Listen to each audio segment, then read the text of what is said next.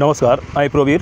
आज আমরা চলে এসেছি আবারও ষষ্ঠ শ্রেণীর এই পশ্চিমবঙ্গ বিজ্ঞান মঞ্চের মেধা অন্বেষণের শেষ মুহূর্তের শেষ ভিডিওটি নিয়ে, অর্থাৎ এই 2025 সালের যে সমস্ত গণিতের প্রশ্নগুলো আসার সম্ভাবনা অত্যন্ত বেশি, তার যে পৃষ্ঠাটি অর্থাৎ এই বিবিধ যে অংশ অর্থাৎ পৃষ্ঠা 29 এবং পৃষ্ঠা 30-এর আমরা এই 78 থেকে তোমাদের আজ 105 পর্যন্ত যে প্রশ্নগুলো রয়েছে তার প্রত্যেকটির সমাধান আমরা আমাদের আজকের পর্বে তুলে ধরব।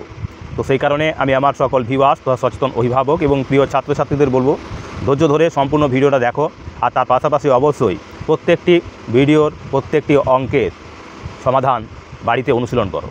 তা সত্ত্বেও যদি কোনো সমস্যা থেকে থাকে তাহলে অবশ্যই আমাদের কমেন্ট বক্সে লিখে জানাবে। তার পাশাপাশি প্রত্যেককে বলবো লাইক কমেন্ট শেয়ার করে ভিডিওগুলোকে আরও অন্যান্য বন্ধুবান্ধবদের মধ্যে ছড়িয়ে দেওয়ার জন্য। সেই সঙ্গে যদি কোনো অভাব অভিযোগ থাকে তাহলে অবশ্যই লিখে জানাবে। তো আজ আমরা শুরু করব আমাদের এই 78 দাগের প্রশ্ন থেকে। 78 দাগের যে প্রশ্নটি রয়েছে সেখানে বলা রয়েছে কি না, x = 2 y = 3 হলে x⁻y প্লাস y⁻x এর মান কত? তো দেখো এর সমাধান আমরা কিভাবে করছি। এখানে বলা রয়েছে x⁻y আছে এবং কী রয়েছে না প্লাস y⁻x। এই অঙ্কটা সমাধান করার সময় আমাদের এবার মানগুলো বসিয়ে নিতে হবে। অর্থাৎ x এর মান আছে 2 আর y এর মান আছে 3, অর্থাৎ 2⁻3 প্লাস এখানে লিখব আমরা 3⁻2 সমান সমান কী পাবো না 2⁻3 মানে 2কে 3 বার গুণ, অর্থাৎ হবে 8 প্লাস 3⁻2 সমান সমান হবে 9। তাহলে 8 + 9 সমান সমান হলো 17। তাহলে উত্তর হবে কত না, এই প্রশ্নটির উত্তর হবে আমাদের 17। তাহলে এখানে আমরা লিখে নেব 17, অর্থাৎ 78 দাগের প্রশ্নের সমাধানে আমরা পেলাম 17। এবার দেখো 79 দাগের প্রশ্ন কি রয়েছে না, a + b + 1 থেকে কত বিয়োগ করলে বিয়োগফল a - b হবে? তাহলে a + b + 1 থেকে কত বিয়োগ করলে বলেছে বিয়োগফল a - b হবে। তাহলে এখানে আমরা এই a - b হবে কত বিয়োগ করলে, তার থেকে না a + b + 1 থেকে কত বিয়োগ করলে বলেছিল যে এটা হবে। তাহলে এখন আমরা এই a + b + 1 থেকে আমরা এই a - b বিয়োগ করছি, সমান সমান কী পাবো না a + b + 1 মাইনাসে মাইনাসে হবে প্লাস b। তাহলে উত্তরটা হবে এখানে a কেটে গেল, তাহলে থাকছে কি না 2b + 1। অর্থাৎ এই a + b + 1 এই a + b + 1 থেকে যদি আমরা এই 2b + 1 বিয়োগ করি তবে আমরা উত্তর পাবো কি না এই a - b। তাহলে উত্তরটা হলো আমাদের 2b + 1 2b + 1। এবার দেখো 80 দাগের প্রশ্ন। 80 দাগের প্রশ্নে বলা রয়েছে -11 -20 -3 1 এবং -8 এর বৃহত্তম কোনটি? এখানে যেহেতু ধনাত্মক এবং ঋণাত্মক দুই ধরনের প্রশ্নই রয়েছে বা সংখ্যাই রয়েছে, মনে রাখবে যত বড় সংখ্যার পিঠে ঋণাত্মক চিহ্ন বসবে সে তত ছোট হবে।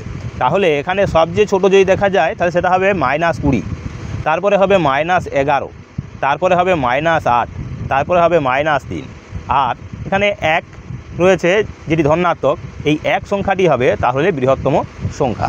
তাই বৃহত্তম সংখ্যা সমান সমান হবে 1। এবার দেখো 81 দাগের প্রশ্ন।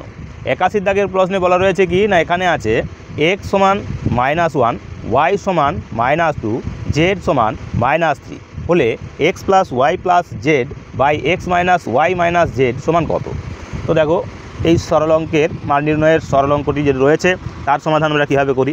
তাহলে এখানে প্রথমে লিখে নিচ্ছি কি না x + y + z x - y - z সমান, এবার মানগুলো বসিয়ে নেব। x সমান কী ছিল না -1 ছিল, প্লাস আছে y সমান কী ছিল না -2 ছিল, আর z সমান কী ছিল না -3 ছিল। এগুলো হলো x + y + z এর মান। ঠিক একই রকমভাবে x - y - z এর মান বসাবো, অর্থাৎ -1 -2 -3। তাহলে কী পাবো এখানে না, এখানে পাচ্ছি আমরা -1 ± -2 ± -3 বাই এখানে -1 মাইনাসে মাইনাসে +2 মাইনাসে মাইনাসে +3। তার মানে এখানে পেলাম আমরা উপরে পাচ্ছি লবের ক্ষেত্রে পেলাম -6 আর নিচে পাবো আমরা 3 2 5 থেকে 1 বিয়োগ হয়ে গেলে 4, কাটাকুটি করলে 3 2 6 2 2 4 সমান -3/2 সমান -3/2। একে আমরা মিশ্র ভগ্নাংশের রূপ দিলে পাবো 1 পূর্ণ -1 পূর্ণ 1/2 -1 পূর্ণ 1/2। অর্থাৎ এখানে আমরা যেটা পেলাম লিখে নিচ্ছি, তাহলে -1 পূর্ণ 1/2 হলো উত্তর, -1 পূর্ণ 1/2। এই হলো আমাদের 81 দাগের প্রশ্ন। এবার আমরা চলে যাবো 82 দাগের যে প্রশ্নে তার সমাধানে। 82 দাগের প্রশ্নের সমাধানে রয়েছে x³ + x² y² + 7xy - 8x + 10 রাশিমালার মাত্রা কত? মানে পদ কটা আছে, আসলে মাত্রা বলতে এখানে পদ। তাহলে কটা না, এখানে একটা পদ, দুটো পদ, তিনটে পদ, চারটে পদ, পাঁচটা পদ আছে। তাহলে মোট 5টি পদ আছে 5টি পদ আছে। এবার দেখো 83 দাগের প্রশ্ন। সেখানে বলা রয়েছে 0.3 √0.49, তারপর রয়েছে 0.2 × 3, তারপর রয়েছে 0.5 বর্গ, তারপরে রয়েছে 0.23। এর মধ্যে কোনটি ক্ষুদ্রতম? এই প্রশ্নের সমাধান করব। ক্ষুদ্রতম সংখ্যাটি আমাদের খুঁজতে হবে।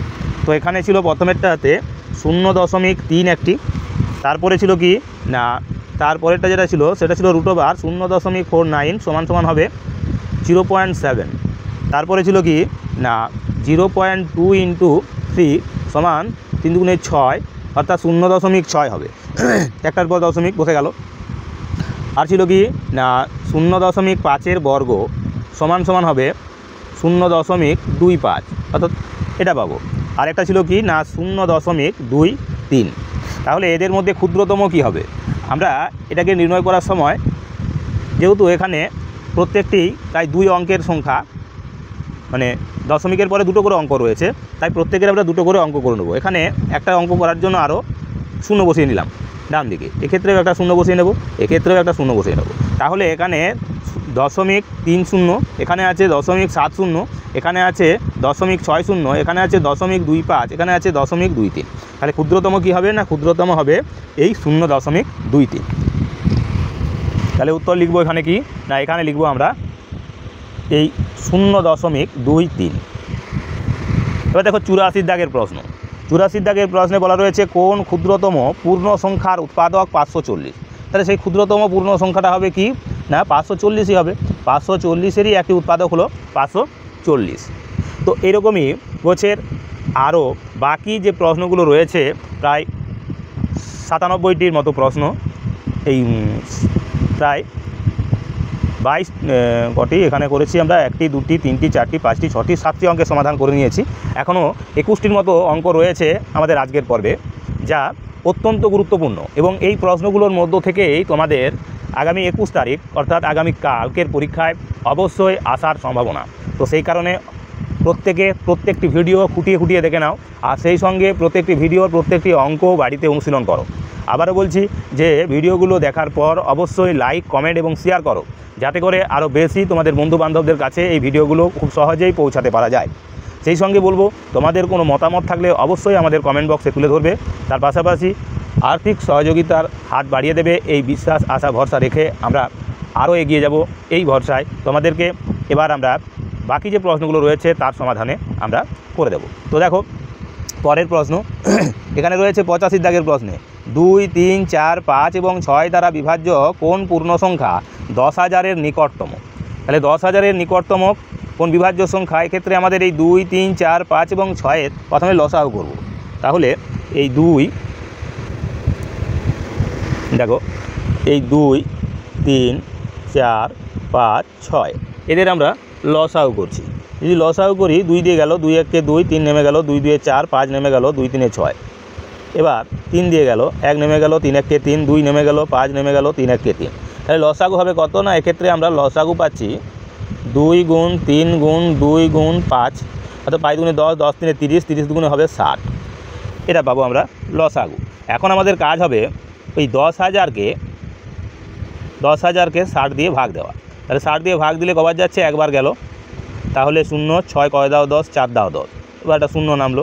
তাহলে কবার যাচ্ছে 6 6 36 360 বিয়োগ দিলে এখানে পেলাম 0 6 কয় দাও 10 4 দাও 10 3 আগে 4 মিলে যাচ্ছে এবার 0 নামলো তাহলে কত পাবো এবার না এক্ষেত্রে আবারও যাচ্ছে 6 দিয়ে তাহলে 360 বিয়োগ দিলে 0 6 কয় দাও 10 4 দাও 10 এটা পেলাম তাহলে আমাদের ক্ষুদ্রতম সংখ্যাটা কী হবে একটা পাচ্ছি এই 10,000 সংখ্যার থেকে 40 কমালে 7 দ্বারা বিভাজ্য হবে অর্থাৎ 2 3 4 5 এবং 6 দ্বারা বিভাজ্য আরও একটি সংখ্যা পাবো সেটা হবে কি না সেটা হবে এই 60 থেকে 40 যদি বিয়োগ করি তার মানে হলো 20 অর্থাৎ 20 যোগ করতে পারি এই 10,000-এর সঙ্গে তাহলে 10,000-এর সঙ্গে 20 যোগ হলে হবে 10,020 তাহলে 10,020 একটি সংখ্যা আর একটা পাবো আমরা 10,000 থেকে 40 কম তাহলে সবচেয়ে কাছে ক্ষুদ্রতম সংখ্যাটা হবে কি না 2 3 4 5 6 দ্বারা বিভাজ্য সংখ্যাটা হবে এখানে 10,020 তাহলে 10,020 হবে আমাদের নিকটতম পূর্ণ সংখ্যা এখানে লিখব আমরা 10,020 এই গেল আমাদের 85 দাগের প্রশ্নের সমাধান এবার দেখো 86 দাগের প্রশ্ন 86 দাগের প্রশ্নে বলেছে 9 সেমি সমান 3.5 ইঞ্চি হলে 1 ইঞ্চিকে সেন্টিমিটারে প্রকাশ করো তার মানে 1 ইঞ্চি সমান কত সেন্টিমিটার এটা আমাদের জানতে হবে তো দেখো এক্ষেত্রে অঙ্কটির সমাধান কীভাবে করি না আমরা লিখব 3.5 ইঞ্চি তার মানে সমান সমান 9 সেমি তাহলে 1 ইঞ্চি সমান কত হবে না 9/3.5 এই দশমিক তোলার জন্য আমরা 10 দিয়ে গুণ করলাম দশমিক তুলে নিলাম এবার পাই দিয়ে কাটছি পাই দিয়ে 10 পাই দিয়ে কাটলে 5 7 35 আর যাচ্ছে না তাহলে 2 9 18 বাই হবে 7 সমান কত এটা না এক্ষেত্রে পাচ্ছি আমরা 7 2 14 2 4 7 সেমি 2 4 7 সেমি হবে উত্তর তাহলে এখানে লিখব আমরা 2 4 7 সেমি এই হলো 86 দাগের প্রশ্নের সমাধান এবার দেখো এই 29 পৃষ্ঠার 87 দাগের যে প্রশ্নটা সেখানে রয়েছে দুটি সংখ্যার গসাগু এবং লসাগু যথাক্রমে 11 এবং 693 একটি সংখ্যা 77 হলে অপর সংখ্যা কত অপর সংখ্যা সমান কি না আমরা জানি দেখো অপর সংখ্যা সমান সমান কি হয় না লসাগু ইন্টু গসাগু বাই অপর মানে একটি সংখ্যা তাহলে লসাগু কত দেওয়া ছিল লসাগু দেওয়া ছিল 693 আর গসাগু দেওয়া ছিল কত না 11 এবং অপর একটি সংখ্যা যেটি দেওয়া ছিল সেটি হলো কত না 77 এবার আমরা এদের কাটাকুটি দেবো 7 11 হবে 77 7 দিয়ে যদি কাটি তাহলে হবে কত 7 9 63 7 9 63 মানে 99 এই 99টি হবে অপর সংখ্যা তাহলে অপর সংখ্যা সমান সমান আমরা কি পেলাম না 99 পেলাম এটা হবে অপর সংখ্যা এবার 88 দাগের প্রশ্নে রয়েছে 1 মাইনাস থার্ড ব্র্যাকেটের ভিতর রয়েছে 1 মাইনাস সেকেন্ড ব্র্যাকেটের ভিতর রয়েছে 1 মাইনাস ফার্স্ট ব্র্যাকেটের ভিতরে আছে 1 মাইনাস 1 এখানে রয়েছে বার বা রেখা বন্ধনী প্রথম বন্ধনী শেষ দ্বিতীয় বন্ধনী শেষ তৃতীয় বন্ধনী শেষ এখন আমরা অঙ্কটা সমাধান করার সময় কীভাবে করব না এই রেখা বন্ধনী বা বারের কাজ আগে করব তাহলে -1 থেকে -1 চলে গেলে তাকে কত না এটা হবে 0 তাহলে 1 থেকে 0 বিয়োগ হলে একই থাকে এবার -1 হয়ে যাচ্ছে ব্র্যাকেটের বাইরে মাইনাস ছিল তাই -1 হয়ে যাবে তাহলে 1 থেকে -1 মানে এক্ষেত্রেও 0 হয়ে যাবে তাহলে এবার 1 থেকে যখন 0 যাবে তাহলে একই থাকবে আবার 1 থেকে 1 মাইনাস সমান সমান 0 তার মানে এই সম্পূর্ণ সরলটির উত্তর হবে কত না 0 এটা আমরা তোমাদের এক প্রকার মুখে মুখে কষেই অঙ্কটার উত্তর বলে দিলাম এভাবে অঙ্কটা করে নেবে এবার দেখো 89 দাগের প্রশ্ন এখানে রয়েছে 5 4 1 6 তারপর রয়েছে একটি লুপ্ত অঙ্ক তারপর রয়েছে 6 সংখ্যাটি পূর্ণবর্গ হলে লুপ্ত অঙ্কটি কত হবে তো এক্ষেত্রে আমরা গত পর্বে এরকম ধরনের প্রশ্নের সমাধান করেছি তো দেখো আবারও আমরা একটি প্রশ্নের সমাধান করছি এরকম ধরনের একটি প্রশ্ন কিন্তু তোমাদের থাকবে তাহলে আমরা লিখব কি এখানে না এখানে লিখব আমরা এইভাবে এই 5 4 1 6 লুপ্ত অঙ্ক তারপরে আছে 6 এই ধরনের অঙ্কের বর্গমূল করার ক্ষেত্রে আমাদের সবসময় ডান দিক থেকে জোড় খুঁজতে হবে অর্থাৎ এই দুটো অঙ্ক নিয়ে হলো একটা জোড় আবার এই দুটো একটা জোড় আর এই একটা জোড় অর্থাৎ যে বর্গমূলের সংখ্যাটা পাবো তা হবে 3 অঙ্কের সংখ্যা তো এখন দেখো এটার সমাধান কীভাবে করা যায় এখানে 54 আছে তার মানে 54-এর কাছাকাছি বর্গ সংখ্যা কি 7 7 হবে 49 7 বার গেল 49 বিয়োগ দিচ্ছি তার মানে 9 কয় দাও 14 5 দাও 14 4কে 5 মিলে যাচ্ছে অর্থাৎ 1 এবং 6 নেমে যাবে এক্ষেত্রে 1 এবং 6 নেমে গেল এবার 7-এর ডবল হলে কত হবে না 14 হবে 7-এর ডবল 14 হলো 3 14 42 4 14 56 হলে বেশি হয়ে যাচ্ছে তাই 3 বার গেল, 3 × 9 আর 3 × 14 42, 9 কয় দাও 16, 7 দাও 16, 2 × 3 কয় দাও 11, 8 দাও 11, 4 × 5 মিলে যাচ্ছে। এবার এখানে এই লুপ্ত অঙ্কটিও বসবে আর এই 6টিও বসবে। এবার আমরা এই 73-এ ডবল করব, তাহলে 3 × 2 = 6, 7 × 2 = 14, 146। এখন শেষে 6 আছে, এটা তো বাদ যাচ্ছে, তার মানে 8, 7 এবং এই লুপ্ত অঙ্ক যদি দেখি তাহলে 146 আছে। কতবার যেতে পারে আমরা এই লুপ্ত অঙ্কটি বাদ রেখে এবং এই 6টি বাদ রেখে কষে দেখব। তাহলে এখানে 14 আছে আর এটা 87 আছে, 6, 14, 84 হয়, অর্থাৎ 6 দিয়ে আমরা দেখতে পারি। তাহলে এই 146-এর পিঠে আরও একটি 6 বসিয়ে আমরা 6 দিয়ে গুণ করে দেখব। 6, 6 কত হবে 36, 6, 6, 36, আর 3 হবে 39, হাত থাকবে 3, 6, 4, 24, আর 3 হবে 27, হাত থাকবে 2, 6, 1, 6, আর 2, 8। মানে এক্ষেত্রে মিলছে, তার মানে এখানে 6 দিয়ে গেলে পাবো আমরা 8, 7, 9, 6। তো এখানে যদি আমরা দেখি ডান দিক থেকে বা বাঁ দিক থেকে, দেখো এখানে 8-এ 8 মিলে যাচ্ছে, 7-এ 7 মিলে যাচ্ছে। এই লুপ্ত অঙ্কের ঘরে কি বসবে না, তাহলে 9, 6, 6 মিলে গেছে, তাহলে এখানে এই লুপ্ত অঙ্কটা হবে কত? এই লুপ্ত অঙ্কটা হবে আমাদের 9 হবে তাহলে উত্তর। তাহলে এই 9 হলো আমাদের, আমরা পেলাম কত না 9। তাহলে দেখো এই অঙ্কের সমাধানে আমরা পেয়ে গেলাম এই 89 দাগের প্রশ্নের উত্তর হবে 9। এবার দেখো 90 দাগের প্রশ্ন, সেখানে বলা রয়েছে 6টি সমরেখ বিন্দু দিয়ে কয়টি সরলরেখা টানা যায়। যেহেতু সমরেখ মানে একটাই রেখা, তাহলে একটি, এটা হবে একটি সরলরেখা টানা যাবে।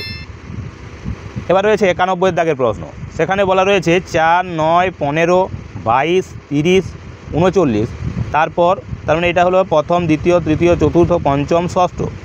চাইছে কি নবম প্রশ্ন, তো 9 নম্বর প্রশ্নটা চাইছে যে 9 নম্বর সংখ্যাটা কী হবে। তাহলে 9 নম্বর সংখ্যা বার করতে গেলে আমরা এখানে দেখব, এখানে কি রয়েছে 4 থেকে 9 হয়েছে, তার মানে 5 যোগ হয়েছে।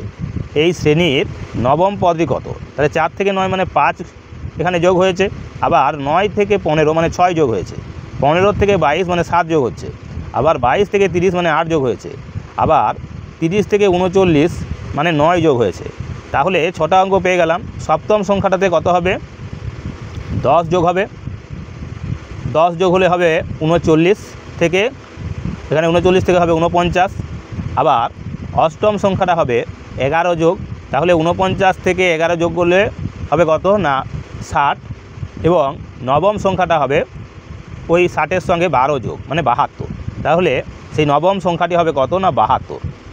আমি আবার বলছি, দেখে নাও, এক্ষেত্রে প্রত্যেকটা ক্ষেত্রে কি না বাড়ছে, এক করে বাড়ছে তফাতগুলো। তাহলে এখানে তফাত ছিল 4, এই 5, এখানে তফাত হয়েছিল 6, এখানে তফাত হয়েছিল 7, এখানে তফাত হয়েছিল 8, এখানে হয়েছিল 9। তাহলে বাকি যে 3টে ছিল সংখ্যা, একটাতে হবে 10 বৃদ্ধি, অপরটাতে হবে 11 বৃদ্ধি, আর একটাতে হবে 12 বৃদ্ধি, তারপরে হবে কত না 72। এই হলো আমাদের 91 দাগের প্রশ্ন। এবার দেখো 93 দাগের, এই 92 দাগের প্রশ্ন কি রয়েছে, -9, -6, -3 এই সংখ্যা শ্রেণীর পরবর্তী পদ দুটি কত? অর্থাৎ এই শ্রেণীটা আমাদের সমাধান করতে হবে। এটা একটা সিরিজ বা শ্রেণীর সংখ্যা শ্রেণীর উত্তর খুঁজতে হবে। তাহলে -9 কমে হয়েছে -3, -6, -9 হয়েছে -6, অর্থাৎ 3 করে কমেছে, 3 করে কমেছে। এবার -6 থেকে হয়েছে -3, এক্ষেত্রেও 3 কমলো। তাহলে -3 থেকে যদি আবার -3 কমিয়ে নিই তাহলে হবে 0, তাহলে একটা হবে 0, আবার 0 থেকে যদি আবার -3 করি তাহলে সেটা হয়ে যাবে কত না, আরও যদি আমরা পিছিয়ে যাই, অর্থাৎ এক্ষেত্রে আমরা ডান দিকে যাচ্ছি, তাহলে সেটা হয়ে যাবে কত না 3।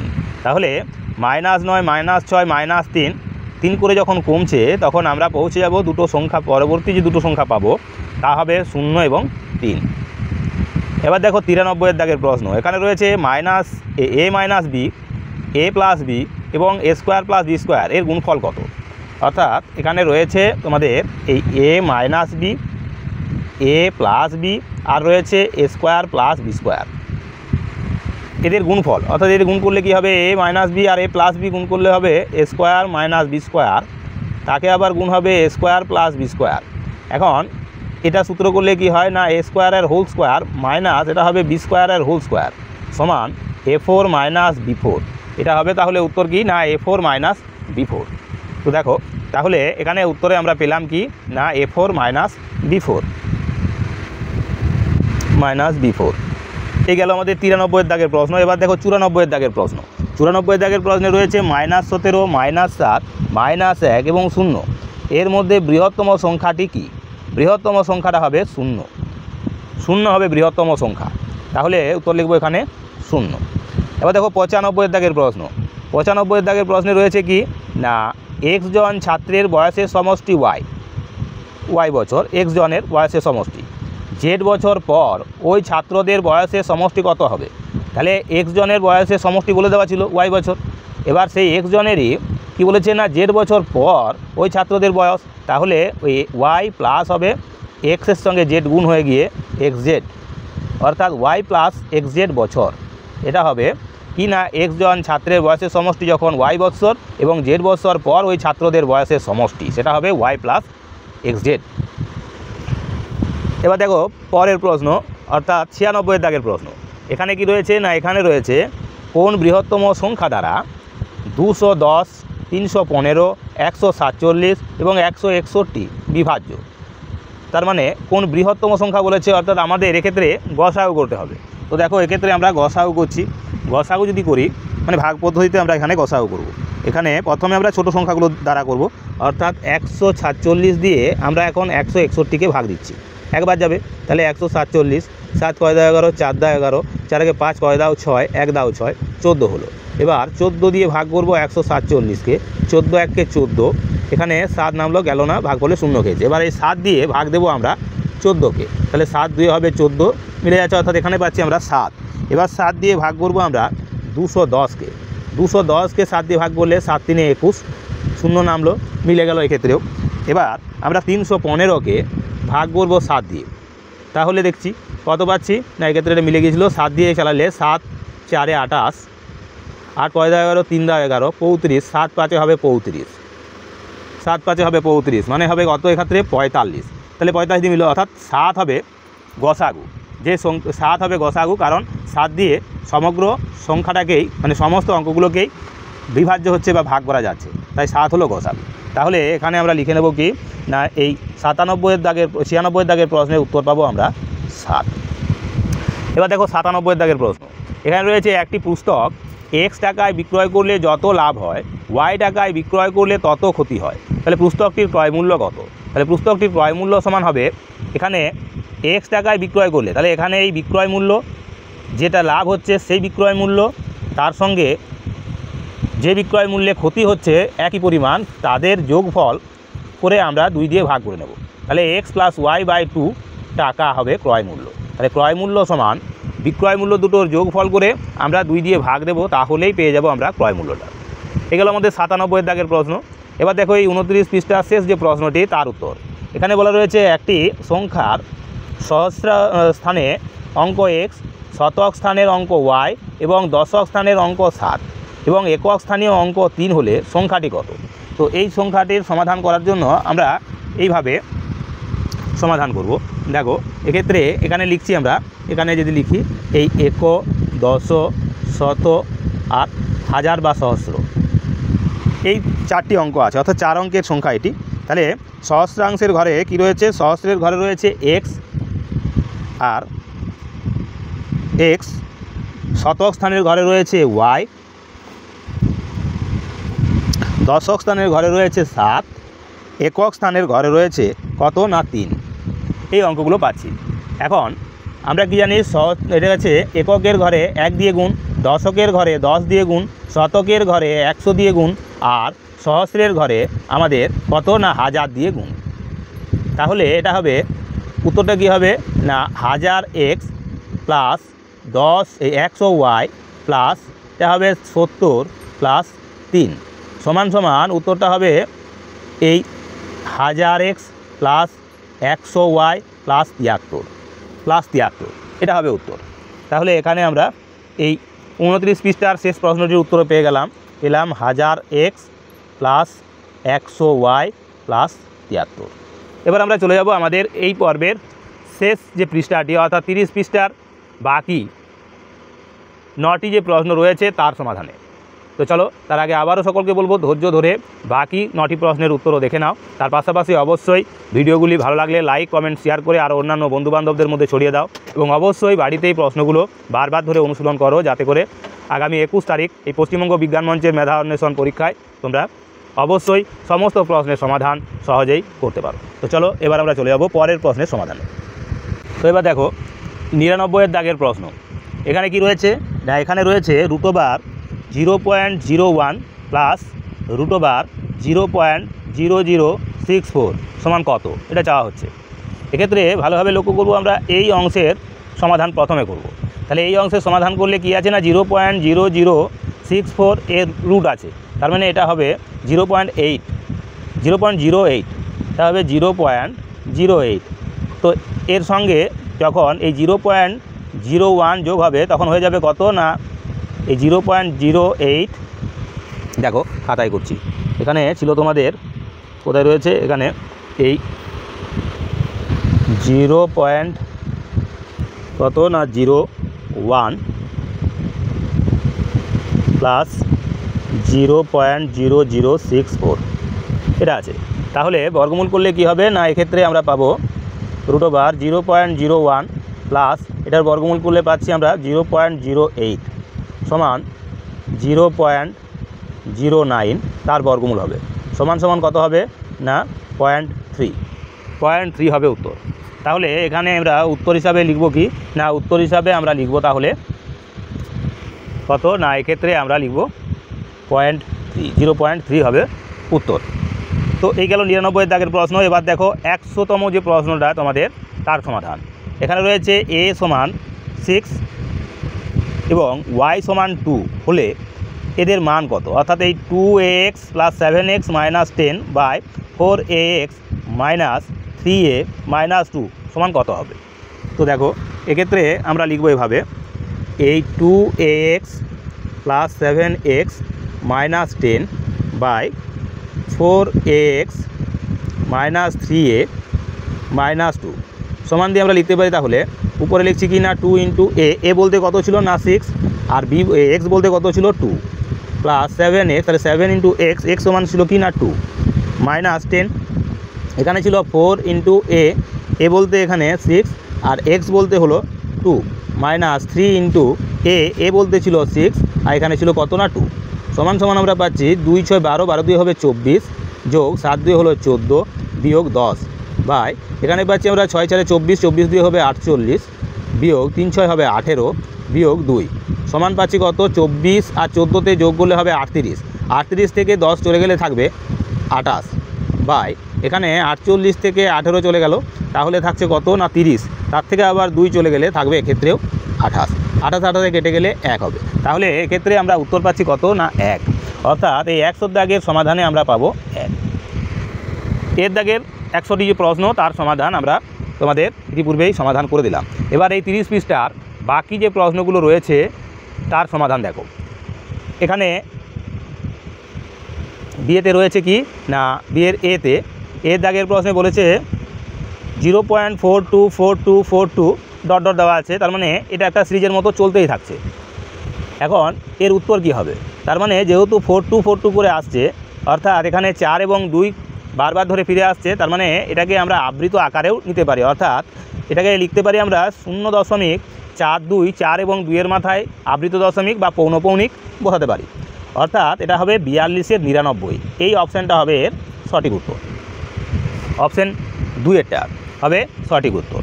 এবার দেখো রয়েছে বিয়ের দাগের প্রশ্নে বলেছে 1800 টাকার 0.3% কত হবে। তো দেখো অঙ্কটা করি আমরা। এখানে রয়েছে 1800 টাকা, তার 0.3% সমান সমান 1800 গুণ 3/100 ইন্টু দশমিক তোলার জন্য আমরা আরও একটা শূন্য বসিয়ে নিয়েছি। তাহলে দুটো শূন্য কেটে গেল, অর্থাৎ 3 18 হবে 54, 54/10 সমান হবে 5.4 টাকা, অর্থাৎ 5 টাকা 40 পয়সা। তো 5 টাকা 40 পয়সা, এখানে উত্তর হবে আমাদের 5 টাকা 40 পয়সা। তাহলে এই অপশানটা পাচ্ছি আমরা কোথায় না, এটা পাচ্ছি আমরা দেখো 3 দাগের অপশান, 3 দাগের অপশান 5.40 টাকা, মানেই হলো এই 4এরটাও 5.4 টাকা।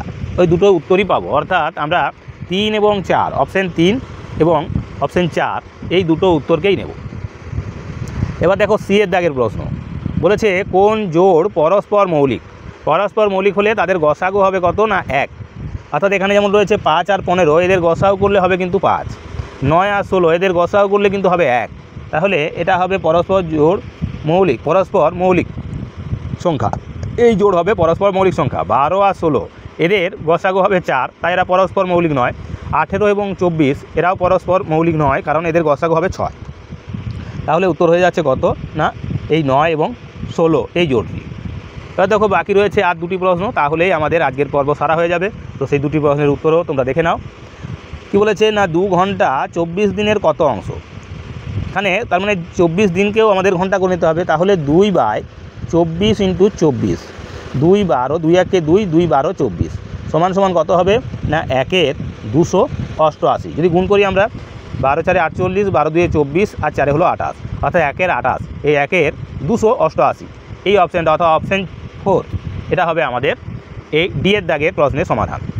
এবার আজকের শেষ প্রশ্ন রয়েছে কোনটি জ্যামিতিক চিত্র নয়। এখানের মধ্যে কোনটি জ্যামিতিক চিত্র নয় না এখানে বক্রতা হবে জ্যামিতিক চিত্র নয়। তো এই ছিল আমাদের আজকের পর্বের এর শেষ যে প্রশ্নগুলো তার সমাধান, অর্থাৎ 30 পৃষ্ঠার প্রশ্নগুলির সমাধানও তোমাদের করে দিলাম। আগামী দিনে অর্থাৎ 21শে সেপ্টেম্বর আশা করি এই প্রশ্নগুলির মধ্য থেকেই তোমরা তোমাদের সমাধান পেয়ে যাবে বা প্রশ্নগুলো পেয়ে যাবে। সেই কারণে অবশ্যই ভিডিওগুলো প্রত্যেকে আবারও ভালোভাবে অনুশীলন করে নাও, দেখে নাও। আর তার পাশাপাশি তোমাদের এখন যদি কোনো কিছু জানার থাকে অবশ্যই কমেন্ট বক্সে লিখে জানাও। আমরা অবশ্যই তোমাদের পরীক্ষার আগে তারও উত্তর দেওয়ার চেষ্টা করব। তো চলো আজকের মতো এখানে ভিডিওটা শেষ করছি। নমস্কার।